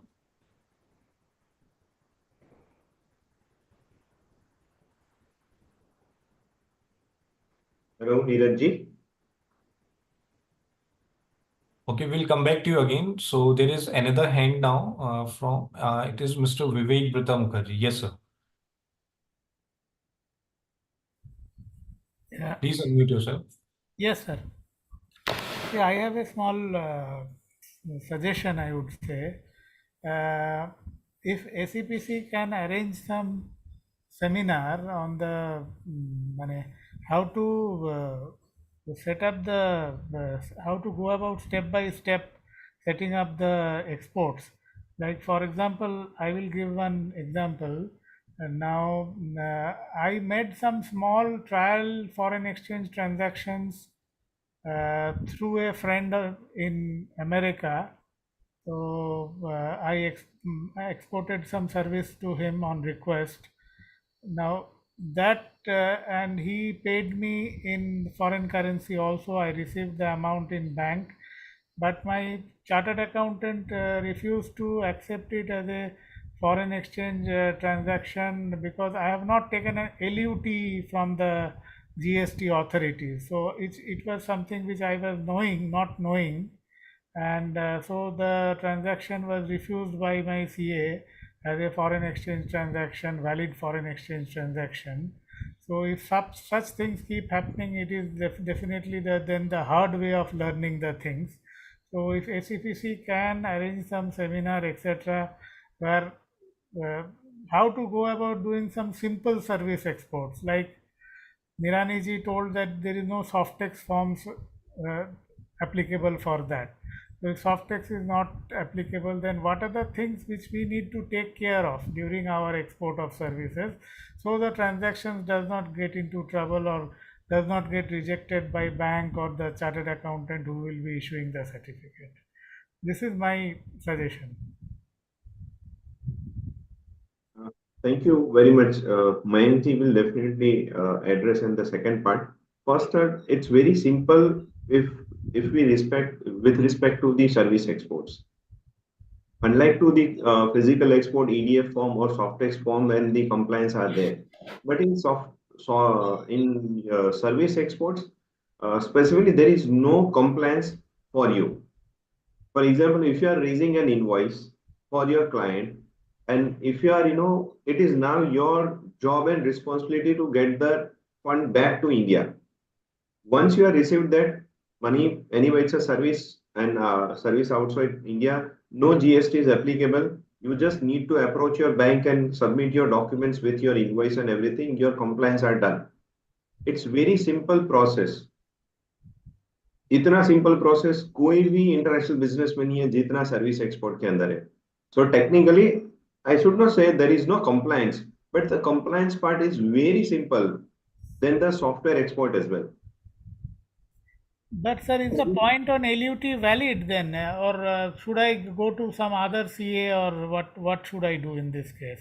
Sir, there is no applicable of LUT in this process. Since it's a service export, you can straight away raise the bill of the services only, and since it is supplied to outside India and specific to its a service, it's a zero rated supply. In physical export, there is an LUT if there is a bond or something and you don't want to use your GST or something, then it is a possibility that you don't want the GST credit back to your account. Or maybe you are supplying your physical export with GST and you get the GST credit back. But in service export, it's not needed. It's a very plain, simple invoice. You just raise it. For example, a $2,500 services you have rendered, generate and create and take your invoice, right? And you just mail to your client, and the moment you are getting the payment, and if it's ICICI Bank, you need not to go to bank itself. It's digital now. It's very digital. So again, there is no need of LUT specific to service exports. So see that is the point. So different consultants have different opinion. Even I know consultants who are saying that Softex form is mandatory for simple service exports also, because they are not fully aware of the latest policies of the government. So I think the best ACPC is best placed to take a seminar on this and clear all the doubts from all the doubts, like where do I have to mention my export import code number somewhere, or RCMC number in my invoice. So there are so many small things which needs to be taken care of, and I think ACPC is the best place over here to take a full seminar, 1 hour or 2 hour seminar, and clarify all the doubts. I think that would be better. Now, rather than going from consultant to consultant and getting confused, I think ACPC can help us out. Definitely, sir. Your point has been well taken. And here I would also like to request you to kindly drop us an email with your detailed queries and specifications, thereby enabling us to do the needful accordingly. Secondly, now, addition to that, now I'll be adding, as on a regular basis, I'll add master direction of goods and services and master direction of import of goods and services. My sincere request to all the participants, just give very small, don't take too much of time. Just briefly go through some of the paras which may be related to your business. And especially if you are facing a challenge with the banker, now I have given the master key to you. Just show the para B.7 and your work is done. You don't need to show anything, and that is a solution. And we will once again share all these things post this webinar, definitely, with the presentation. So definitely I'm attaching this important documents to you, so you don't need to go to RBI website. It will be readily available. Just go through it, and majority of your work will be done, and that will be really helpful and ready Ratner for your basic questions and query raised by banks, or maybe your own, or maybe consultants. Thank you, sir. Thank you, sir. So, Digamba, kindly unmute Mr. Neeraj. Now try. I think he unmuted himself in mid.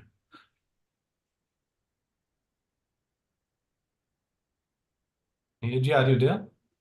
Yeah. Yes, sir. Please go ahead. Sir, actually, I'm a dentist. I just need to ask whether there is any scope for, like, you just told that for the service sector, healthcare sector in Africa, for the dental health services and all those things. There is a huge scope in every dentist. If you specifically here in Ahmedabad and Gujarat, the majority of the people, their services, almost more than 40% services are from the NRIs. Okay.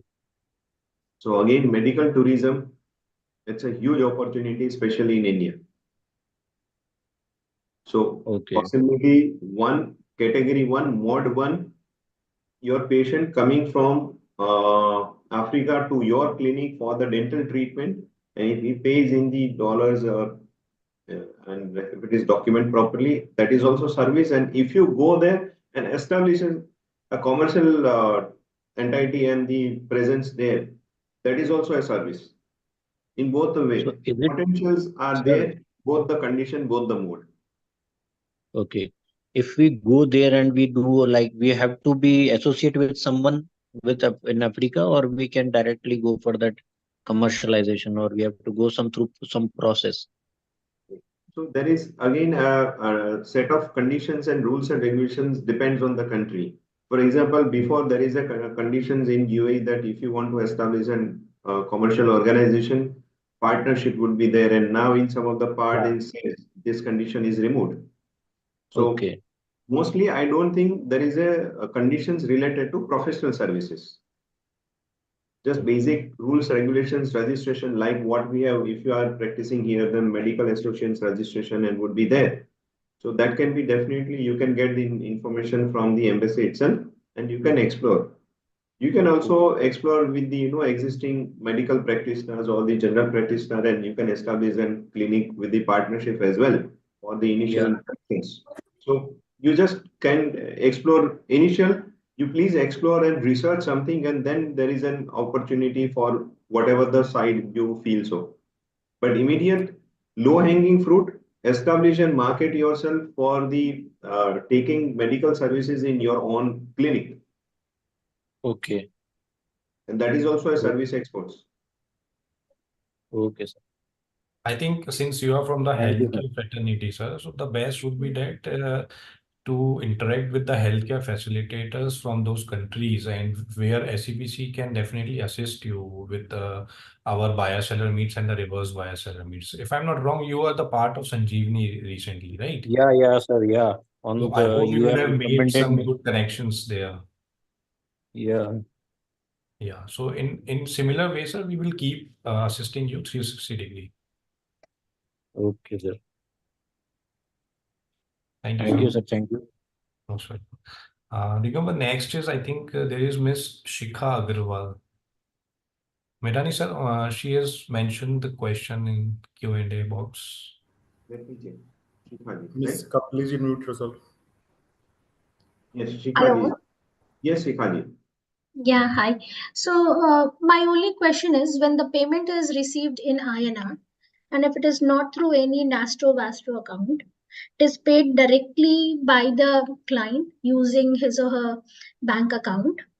And when they do the payment, they have an option to select whether they want to get the whether they want recipient to get it in USD, SGD, or INR. Like they can select the currency.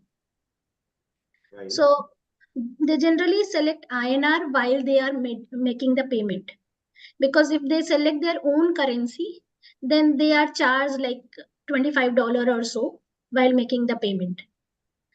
So when they are making the payment, they are selecting INR. They are using their foreign bank only. They are using their mobile banking of that bank, but they are using, like, payment will be received in INR. Now, once they make the payment, within fraction of seconds, we get the payment. But the bank does not provide any record that this is a payment of like export. This payment is for export or anything. This is a foreign payment. So the bank does not has any such record. So I'm a bit struggling with this point, how to be fair with the paperwork. So if you can guide me, like, because all the clients don't use Swift code as well, and many of them use third party payment also, like using any of the platform. There are different platforms, like PayPal is a common one, but my clients, like, generally they don't use PayPal. They use Remitly or different platforms. But once I receive payment from those platforms also, it's directly coming into our bank account in INR. So I have no such record that this payment has come from this particular country or anything like that. Okay. So there is no code or reference or anything is generated from the platform? Yes, I always ask them the screenshot of the payment when they make the payment. But it's always like some reference number from that. Suppose Remitly is there. So some reference number or transaction number of Remitly. But who will track this reference number, or anywhere like in India, how will we track that reference It's number like of in India, Remitly? if I'm doing RTGS, so same RTGS number reflected in the particular, but here it's not option. It's matching is not an option. Yeah, sorry, I didn't get you actually. Here in India, Okay. in the bank, it shows like NEFT payment. It shows like general payment Right. as it has come from any Indian, as Indian payments happen, it just shows the similar one. Sometime when they send in their own currency, like when they are remitting and they are selecting that, okay, the payment will go in that particular currency. In that case, we get the payment in that particular currency. For that, there's a format which we have to follow with the bank, and then we get the payment. But in that case, due to the transaction charges or some currency change charges, we get lower amount than what we get if they select INR directly. This is one thing when we get the payment in some other currency. The other thing is when they are sending in their own currency, they are also charged, as I am saying, like $25 or $10 or something like that. So that is the other point. So they also avoid sending in their own currency and they prefer sending in INR.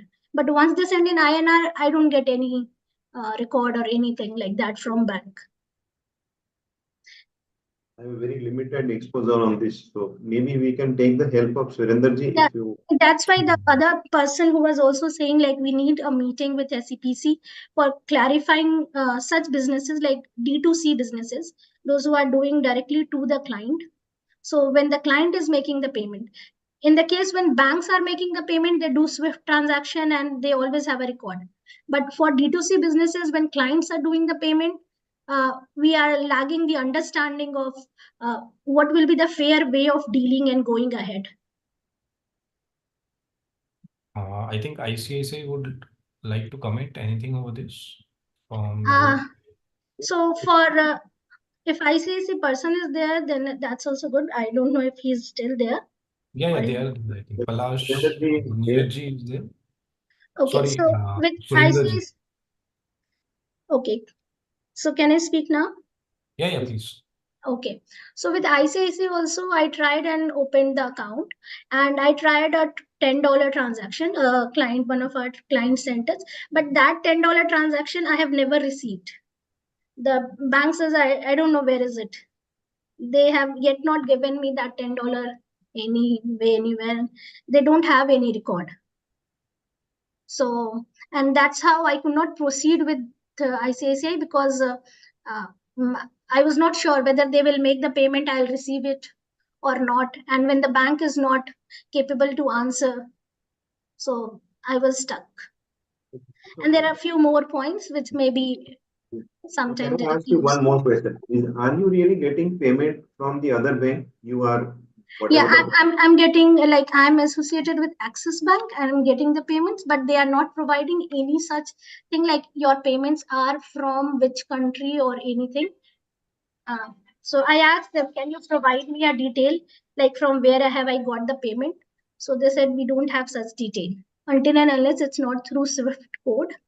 So we won't be able to track it as a foreign payment. Personally, I feel that Palashji is also there from ICICI Bank, a very senior person is there, and Surendraji is also well experienced in the banking sector.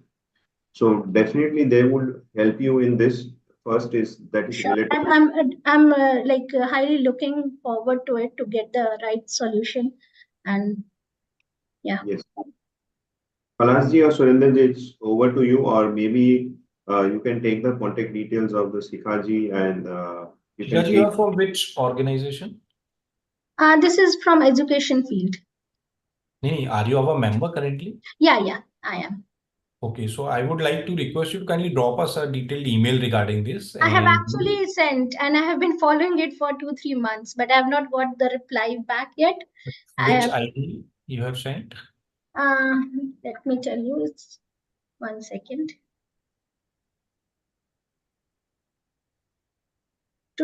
Today also in the morning, I highlighted that message. Just 1 second. You're from which institute? The institute name is Know How Coaching. It's located in Patna, and we are providing tutoring services across the world. Okay. Fine. So kindly re-forward it once again at my ID, and definitely I'll look at it and we'll revert back to you ASAP after discussing Sure, with the sure. experts. I'll do that. It was sent to DG desk at services.epc.org and few more.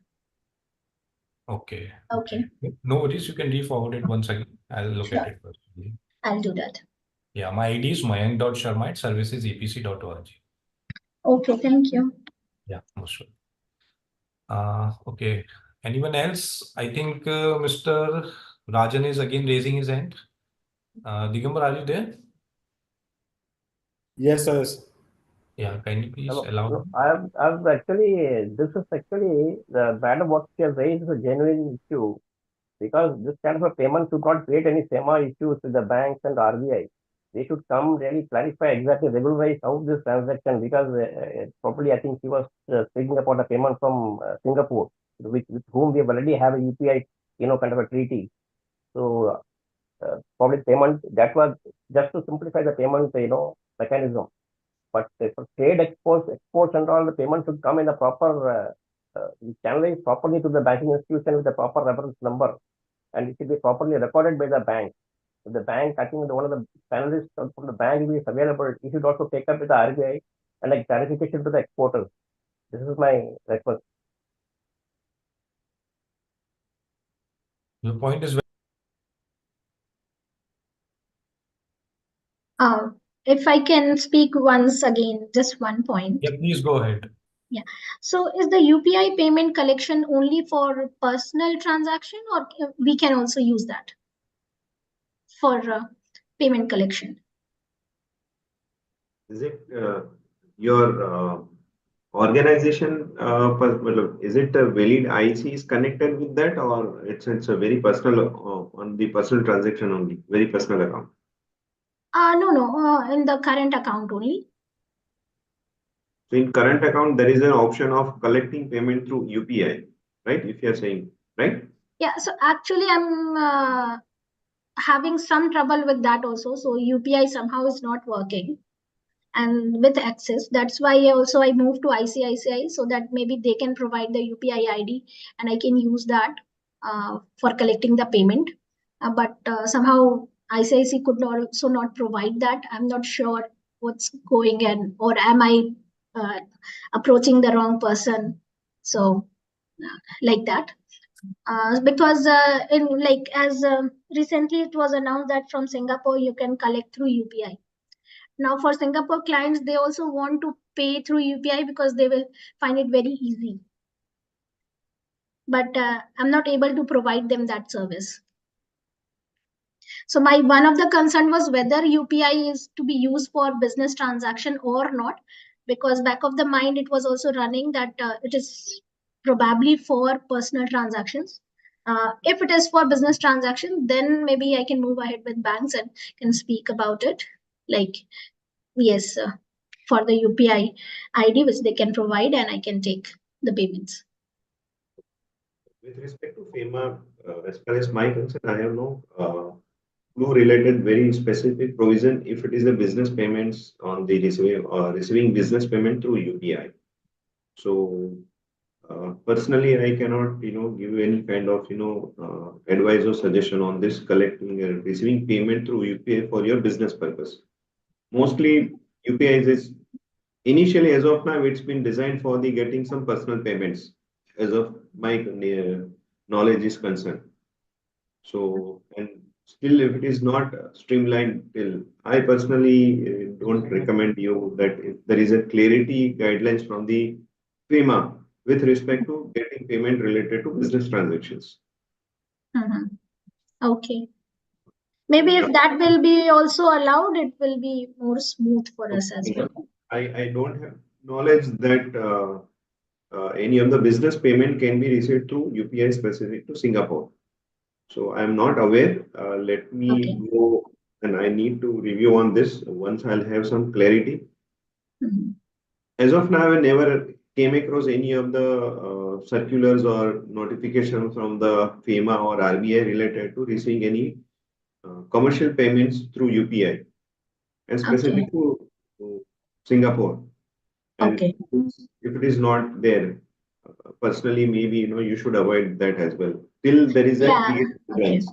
Correct. So sometimes it is a borderline issue, so please avoid any of the transaction. If it is a compliance breach, then we'll have a major issue. That's why, like, we are asking, like, we are getting the payments. We are asking these questions only to be compliant with the processes, so that later, when later at any stage, we don't get stuck. Right. So yes, definitely, Mayank will definitely. And anyway, Yeah, I'm sure, definitely. not Ma'am, you just providing. forward the mail and Yeah, definitely sure. we'll get back to you after I'll- reviewing it. Sure. Okay. Thank you. Thank you a Yeah, lot. most welcome. Thank you. So is there anyone else who would like to ask any query or anything?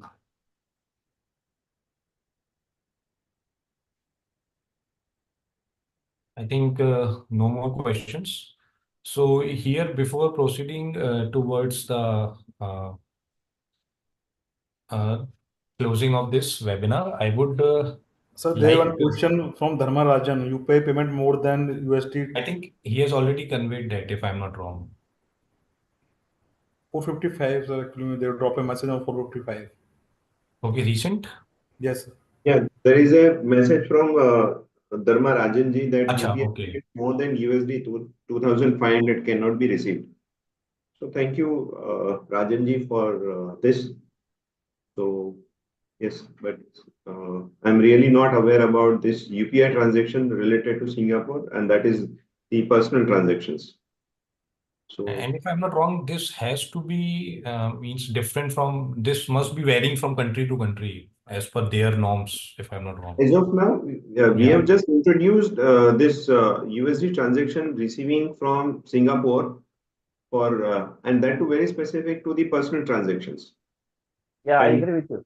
Correct. And if there Only is for no personal clarity, transaction. yes, if there is no clarity in the FEMA Yeah. that is related to the payment business You know, transaction. Mr. Modi, Mr. Mahendra Modi, sir, when he was interviewed by one of the channels, categorically said that it is only meant for personal purposes. By PM himself was clarified it, actually, not the interviews. True. Thank you. Thank you, Rajanji, for this. Thank you, sir. So I think since there is no more further questions, so ladies and gentlemen, to all today's attendees who are not our members currently, I would like to brief about SEPC a little bit and the benefits of SEPC membership. So just to inform you that we, the Services Export Promotion Council is a setup by Ministry of Commerce and Industry, Government of India, and we are established in 2006. And we are dedicated to promote the exports of services from India. And we have a strong membership base of more than 7,000 plus members since we have established till now. And we are catering to 21 different services sector. And we are the nodal organization for services export promotion. And we serve India services sector through activities like trade intelligence, export development, export promotion, and enabling the business environment. Council also works and offers following benefits to its members like authentication of exporters, SEPC records, the annual export figures of all the exporters, and is a source for authenticated reliable data. Apart from this, we also do promotion of industry in overseas events, and we promote this through India pavilions in leading international fairs. We organize this participation and forms an India pavilion where it's our members being an exhibitor are provided with thematic stands as per their individual requirements at a very highly subsidized rates. We do organize buyer seller meets, which we called as a BSMs in potential countries with the help of Indian missions or the local marketing agencies present there. We also conduct the reverse buyer seller meets, wherein again we call the international buyers from all over the world and we invite them to India to give you the similar kind of opportunities for your business prospects. We also, as being a government setup, we also assist you in implementing, processing, and disbursing grants and any schemes of the government on timely basis, like MAI grants for participation in overseas activities. That is a market access initiative, where any company coming under India Pavilion with SCPC to attend any international exhibition as per their sector specific, we reimburse the air travel up to the 75,000 to 90,000, depending upon the geographical region, to and fro air travel tickets, but with the condition that they have to be our members since more than 12 months, and they have to be their exports turnover from 0 to 50 crores. Apart from this, overseas business inquiries, SCPC circulates business inquiries which we receive directly or through Indian missions abroad, and also provides buyers with the list of the exporters as solicited. The council has various communication instruments catering to its members, the government as well as buyers, which include regular newsletters. Our monthly newsletter is the best form where you can also give your advertisement so that your USPs could reach to the different geographical regions across the globe. And since we are a setup, we work as a bridge between an industry and government, whereby we channelizes assistance offered by the government to the industry. We also provide feedback of the industry to the government for policy formulations and fixations of incentives for the industries.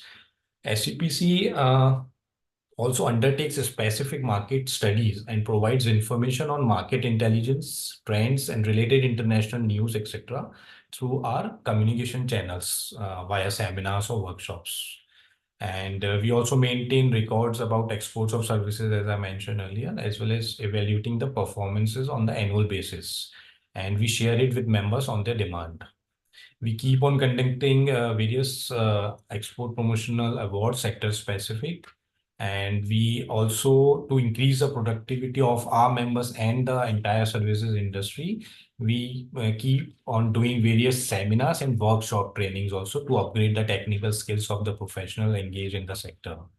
And apart from this, we also issue and provide the visa recommendation letters whenever it is required by any of our members or the industry member.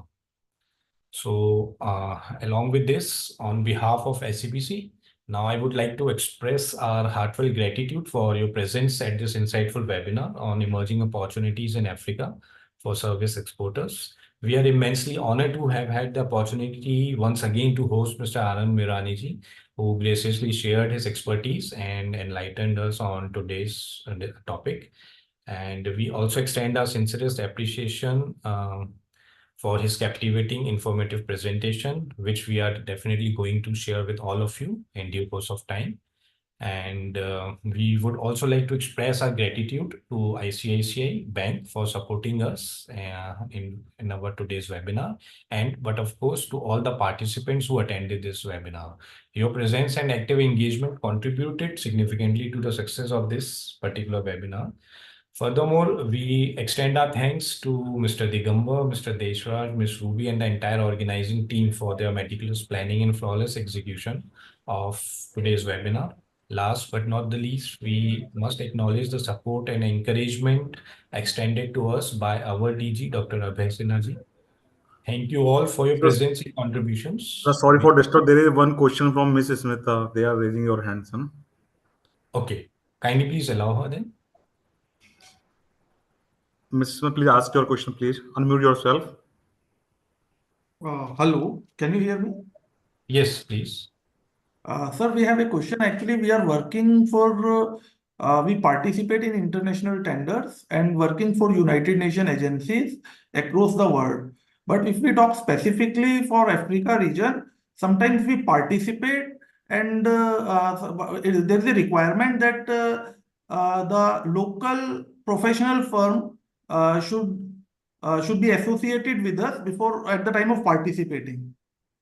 So somehow we try to find out such professional firms through LinkedIn or through social media. So we have faced a challenge like when we connect with any professional firms, so the rate variation is very much. Sometimes what happens that someone is asking for $100 per day per person, and someone is asking for $500 per day per person. So is there any dedicated place where we can find out some chartered accountant firms, some professional firms to whom we can connect? Okay, so may I know the organization which you belong to? JKSS and Associates, Chartered Accountants. I think you are already our member, right? I'm not sure, sir. I don't think so. Okay, so here I would like to request you to kindly be our member so that we can definitely assist you 360-degree and cover your such kind of queries. Definitely, we do have, I hope you are aware of the ICI. So we do have the ICI chapters across the world. And Yes, sir, definitely, we are aware about that, and sometimes we take in Africa. I'm not sure. I'm not. We have not approached the ICI chapter so far, but I think anyway, if we can connect with I will try to connect with ICI chapter also. No, definitely, sir. You can just raise and share your this particular query through email to us. Definitely, we will review and we will revert back to you ASAP over this with the concrete resolution. Sure, sir. Well noted. Yeah, thank you very much, sir. So, guys, thank you all for your presence and contributions. We look forward to. Sir, Mr. Kanhaiya also they are asking some question. Sorry. Yeah, sir. please go ahead. Yes, Mr. Gupta.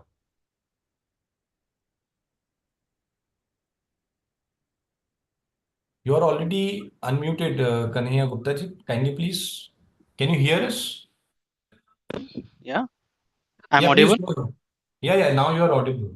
Yeah, thank you. See, basically, we are the authorized recycler here in Mumbai, and we are just planning to scale our organization is internationally, and we are just researching over there, and we found Africa there's the biggest market for our recycling thing, e-waste recycling. Sorry, e-waste recycling. So how like if we get the membership of your SEPPC, so how we get the support from your side, and how we can scale our business over there?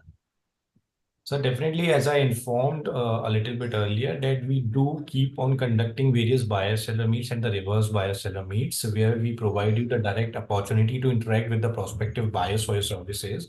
So once you become our member, once you share your company's profile with us, definitely based upon your own company profile, we will share it with our local in our Indian embassies or the local chamber of commerce present in any particular region where you would like to expand and explore, and definitely we'll come back to you with the good leads over there. So we are multiple things like see I have my own digital marketing company, and one of my company is a digital marketing, and second company is like my recycling firm. So should I register as a two firm, or the one will do?